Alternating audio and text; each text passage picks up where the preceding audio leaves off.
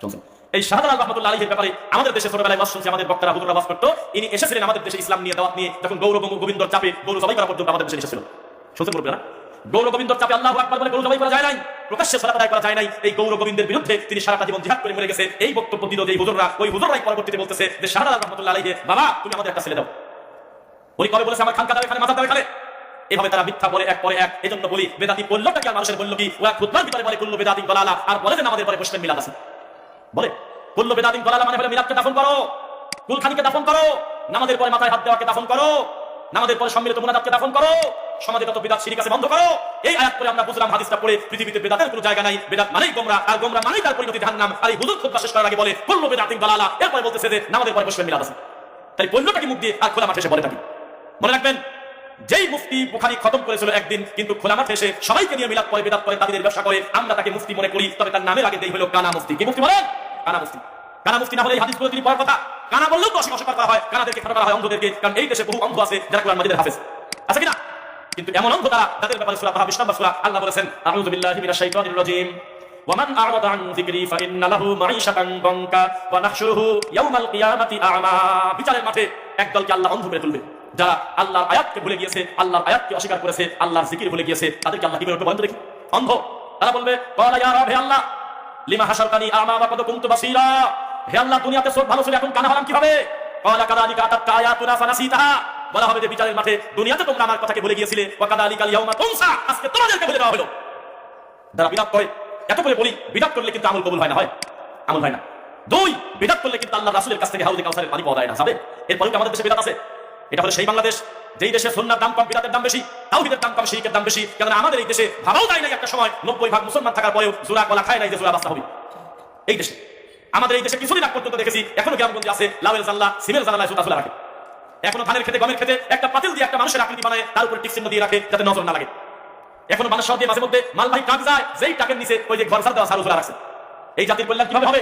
যেই জাতি তার দিনকে খণ্ড বিখণ্ড করে দিয়েছে, মিনাল্লাযিনা ফাররাকু দীনাহুম ওয়া কানু শিয়া কুল্লু হিজবিন বিমা লাদাইহিম ফারিহুন। আল্লাহর দিনকে তারা টুকরা টুকরা করে ভাঙে, তবে প্রত্যেকে তাদের দল নিয়ে তৃপ্তি লাভ করে। শুনেন আজকে কথা বলি, আলে হাদিসরা দিন দিন আমরা বলি হে আল্লাহ তোমার প্রশংসা, কারণ যেই গ্রামে কল্পনাই করতে পারি নাই যে বক্তব্য দিয়ে ফেরত আসা যাবে, সেই এলাকার প্রতিটা মসজিদে আল্লাহ বলার দলিল বলার পরে এমন জোরে আমিন বলে বোঝা যায় না যে হানাফি মসজিদ।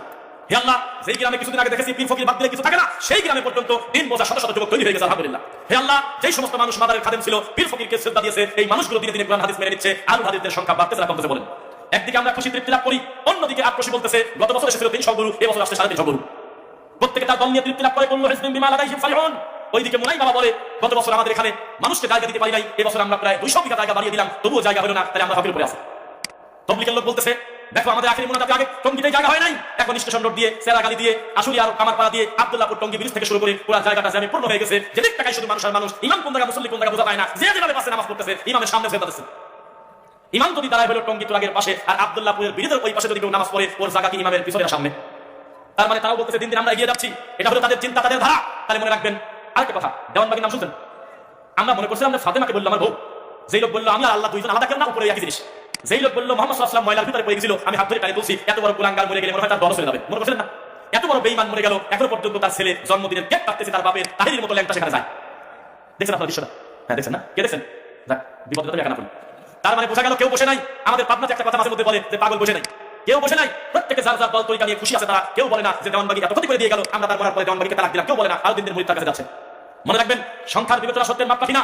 আপনার ওই বড় হুজুরকে আমরা বলে দিয়েছি কয়েকদিন আগে, যেই বড় হুজুরের ডাকে লাখ লাখ লোক জড়ো হয়ে যায় মাহফিলে 2 দিন আগে, ওই বড় হুজুরের ইমানের গতি এখনো ওই পর্যায়ে আসে নাই যে সমাজের ইমান বিধ্বংসী 10টা শিরকের নাম মুক্তি বলবে, এই ক্ষমতা তার নাই। হলে পরবর্তী মাহফিলে লোক ফেলা যাবে।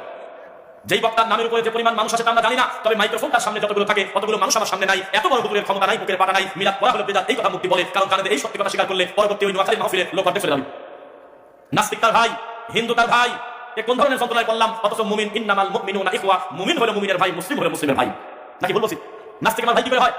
ইহুদি আমার ভাই কি করে হয়? লা তাত্তাখিযুল ইয়াহুদা ওয়ান নাসারা আউলিয়া, কোন ইহুদি খ্রিস্টান আমার বন্ধু না, বা'দুহুম আউলিয়া বা'দ, তারা হলো নিজেরা নিজেরা বন্ধু, তারা হলো আমার শত্রু, ইসলামের শত্রু, দ্বীনের শত্রু।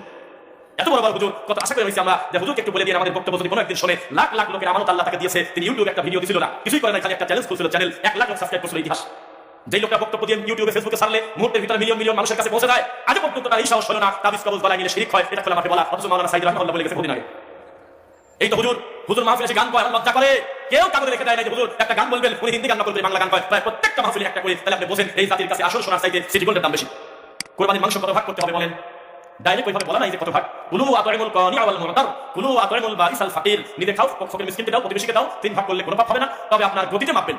বাড়ির নিজের পরিবারের লোক সংখ্যা প্রায় 22 জন, গোস্তই হয়েছে 15 কেজি, তখন আপনি বেশি রেখে অল্প দিবেন। আর লোক হলে মাত্র 3 জন, তখন আপনি অল্প রেখে বেশিটা দিবেন। বোঝা যাচ্ছে কিনা? কিন্তু যারা ফরজ ওয়াজিব বলতেছে 3 ভাগ করা, তারা কোনো দলিলের ভিত্তিতে বলে নাই, ধারণার ভিত্তিতে বলেছে। কথা বোঝা যাচ্ছে কিনা? আচ্ছা, আরেকটা ব্যাপার, বেশি দিয়ে দিবেন, এটাই বলা ভালো। কেন জানেন? যেই লোকটা কুরবানির মতো এত বড় একটা দামি জিনিস কিনে কুরবানি দিতে পারে, ও বাকি সময় 2 কেজি গোশত কিনে খেতে পারে। তাহলে আপনার পরিমাণটা কমাই দিয়ে আপনি বেশি পরিমাণটা দিয়ে দেন, সেটা ভালো। তবে দিতে আপনি বাধ্য না, পুরোটা দিতে বাধ্য না। আপনি বেশি রেখেও কম দিতে পারবেন, কম রেখেও বেশি দিতে পারবেন। আলেম ওলামা দায়িত্বশীল যারা তারা বলেছে, ওই লোকটা নিজের পরিবার আত্মীয় স্বজন যদি খুব বেশি থাকে, তখন নিজেরা মিল করে খাবে, দেবে অল্প। আর যদি লোকটাও থাকে, অল্প রেখে বেশি রেখে অল্প রেখে বেশি দিয়ে দেবে। বোঝা যাচ্ছে? আচ্ছা, রমজানের ফিতরা এটা নিয়ে তো খুব চলতেছে। ইন্ডিয়ায় আমাদের কিছু সালাফি আলেম দ্বিমত করেছে, বলছে না, নবীর সময় ছিল দিরহাম দিনার, তো টাকা দিয়ে দিলে অসুবিধা নাই, এটা একটা মত তারা দিয়েছে। তবে অধিকাংশ জমহুর বললে বা অধিকাংশের মতামত বললে ভুল হবে না। দায়িত্বশীল অধিকাংশ আলেম, সেটা বাংলাদেশের বলেন, পাকিস্তান বলেন, সৌদি আরবের ফতোয়া বোর্ড বলেন, সেখানে খাদ্য